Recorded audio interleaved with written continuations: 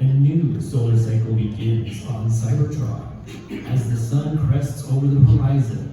Its rays illuminate an empty battlefield around the contaminated, but still contained, ruins of Fortress Maximus.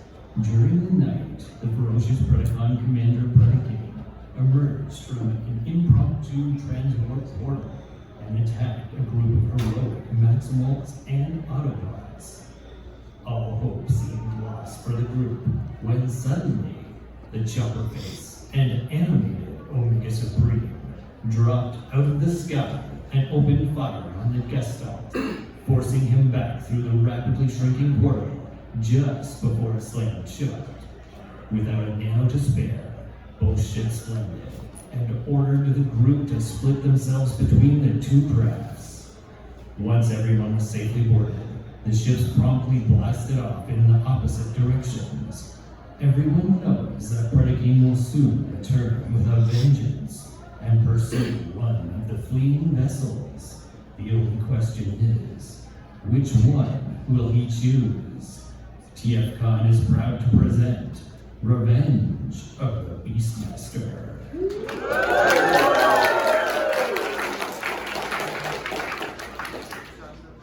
Okay, now that we're all back in the air, I think we should take a minute to introduce ourselves. Hi, I'm Siren, and I'm here to escort you all to the bridge of the chopper base. Are there any questions so far? Yeah, why did Rat Trap have us board from the stasis hold when there are elevators at the bow that lead directly to the bridge? And why would Rat Trap send an escort when we served with him on a ship identical to this one for stellar cycles? Speak for yourselves. By the time I joined the Beast Lords, the Axelon had already been torn in two, and whatever was left was managed inside Mount St. Hilary. Yeah, okay, cool.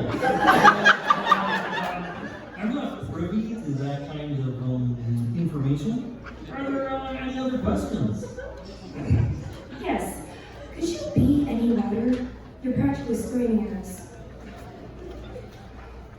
How am I practically screaming at you? My vocal processor is set at one notch above mute. Before Strongarm can retort, another Cybertronian calmly walks into the stasis hold to try and defuse the situation. I think what she's saying is you need to tone it down, Siren.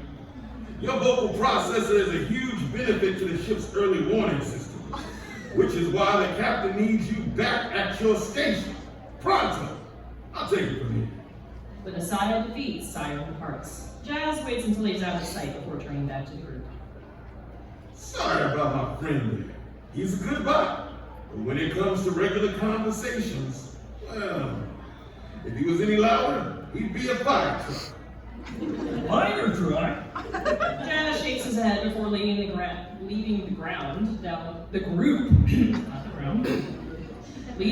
down the hallway towards the bridge. Anyways, call me Jazz. I'm a first-generation Autobot and was one of Optimus Prime's top lieutenants during the Great War. Wait. Say something again. What would you want me to say? The north side of Cybertron is blacker than the middle of a drive shaft?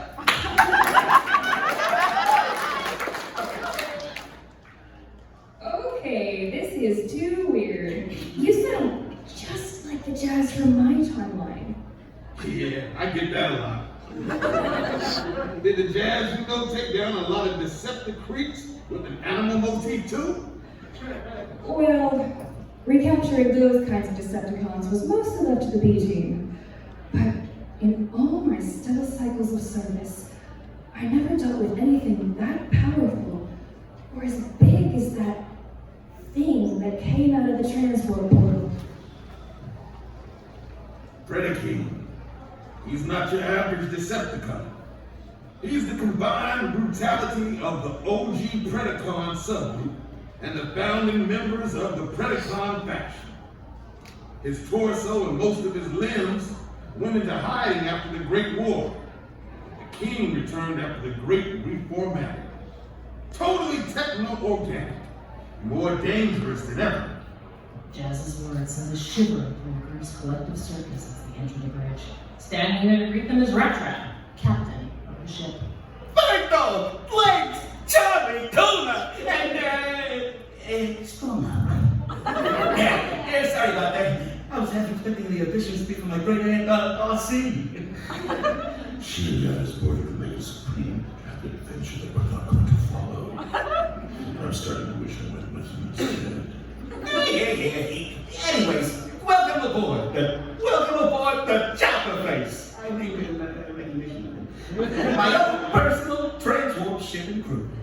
You've already met the consultants. Boss Monkey had me bring on board for the mission. Jazz and Simon. Android. Oh, and over there, the regulars. Hey, you know it. There's a lot going on in the ship. Sometimes I don't pay attention to things. And over there are the regulars. Armadillo, Natoro, and Santos. Okay, now the introductions are out of the way. It's time for you to spill it. Spill what, Rat Trap? How your infiltration team managed to make it to Metro Titan before his nuclear chaos protocol obliterated everything within a 50-mile radius. I assure you, Rat Trap, the tale of our survival is not for the faint of spark. No, I gotta know how you did it. Everyone, shut up! I want to hear the story. Well, it's like you said. Starscream activated Metro Titan's nuclear chaos protocol after I erroneously decapitated Slipstream. The reborn Decepticons escaped using an internal teleporter pad, which promptly burned out after one use. Receptor attempted to repair it, but was unable. Optimus Prime from the animated timeline tried to use his Allspark Matrix and the power of the Magnus Hammer to assist us, but those efforts proved to be for naught. Fortunately for us, earlier in the solar cycle, animated Optimus tasked Bulkhead with locating the Predacon's portable space bridge controls. He was confronted by Razor Claw, Bedlam, Tenacious, Outburst, and eventually Dive-Bomb. Once he arrived, they merged into Predaking. I don't know how he did it, but the Big Lug managed to hold his own, activate the space bridge, and teleport us to his location just as the countdown reached 0. And I think you do look from the Legends line as a result of that, eh, Legs? No, that was from a prior adventure. Huh. My old shell was contaminated by Megatron's new transformation virus. My spark was transferred into this new body, so my old one could be dissected and studied. Minerva thinks it might hold a clue to developing a cure. It's interesting you should mention my beloved structural upgrade, Rat Trap, when it appears you have also undergone a similar procedure. What are you talking about, Bo? I've been back in my transmetal body with my Beast Machine's color palette since before the end of the Unicron War. I just never brought attention to it before. And what about him? He looks a lot different now than he did in his official Imperial Peace Marshal's profile photo. That's because I also was contaminated by Megatron's new virus when Cybertropolis fell.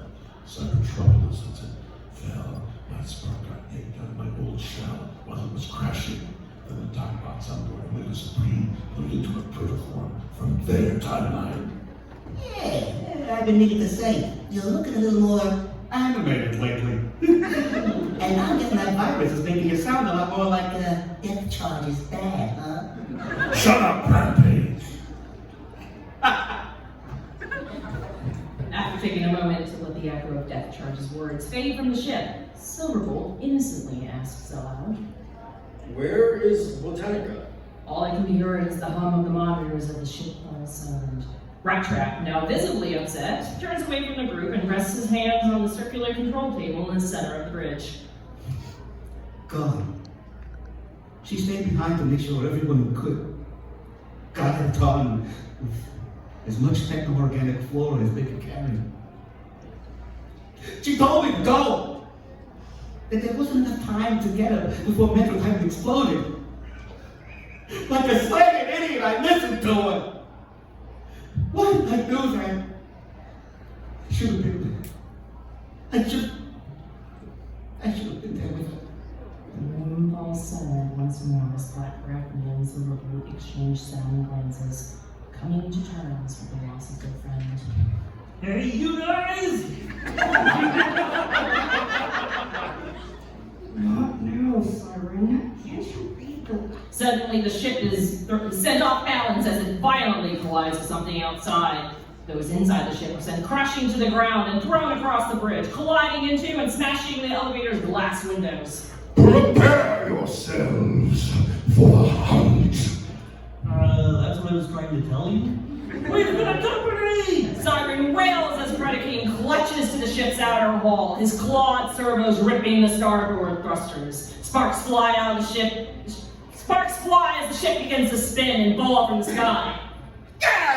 For broken up cold, we're going down! Get there, Tom! Can you get us on the ground in one piece? There's no way we can safely land with the big lad still on the hull. His weight is adding too much momentum. Open the roof hatch. I'll get him off. As ordered, Noctoro opens the roof hatch. As soon as Deck Charge jumps through, the access point is resealed. Despite the unnerving sight of Razor Claw's lion head resting atop Predakin's neck and acting as his new combiner head, Deck Charge approaches without hesitation. Okay, creep. It's just you and me now. You brave but foolish Maximal. You stand no chance against the destructive force of nature that is Predaking.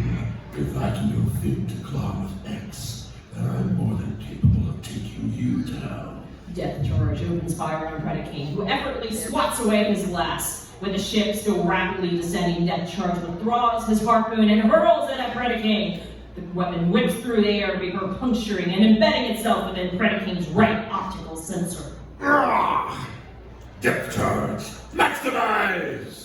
Predaking clutches his damaged optic with his right hand and attempts to swat Death Charge away with his left. Death Charge moves too quickly, however, transforming from robot to Starhopper, and rams himself full force into Predaking's chest, forcing him off the chopper face. Now, free of the feral warrior, the ship makes a hard belly landing on the surface below.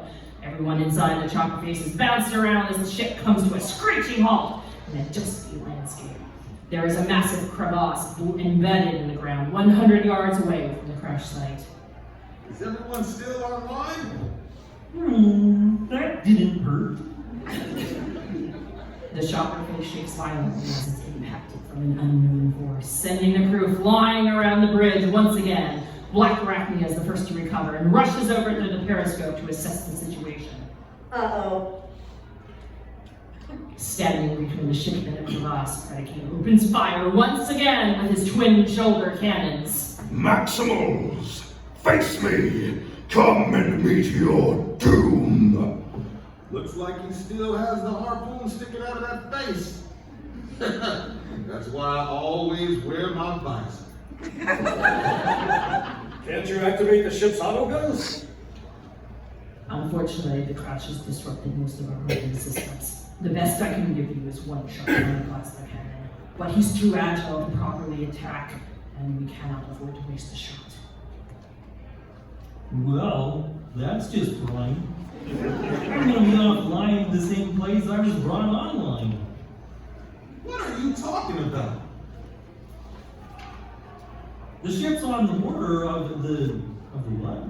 I don't know what I'm talking about here. The ship's on the border of the Sonic Canyons. That big hole in the ground leads down there. Predaking fires on the ship once again. Cyrene, you're a genius. The best way to stop the supposed force. Cyrene, you're a genius. The best way to stop that supposed force of nature is with an actual force of nature. What do you mean? So, like, the Sonic Canyons are the loudest place on Cybertron. There's so much noise down there that once you enter, the vibrations pretty much grab hold of you and pull you down. And the bigger you are, the deeper you go, and the harder it is to hop out. Like what 80s cartoons thought quicksand did. So, if we can get Predaking to fall down there, It should buy us enough time to get the engines back online, and for our scent to fade before he can claw his way back out. Exactly. Okay, here's the plan. All of us are going out there except for Banter, Noctoro, and Armadillo. You three need to get the engines back online and keep tracking Predaking with the plasma cannon. We'll let you know when it's time to fight. Everyone needs to cover Silverbolt and Black Arachnoid.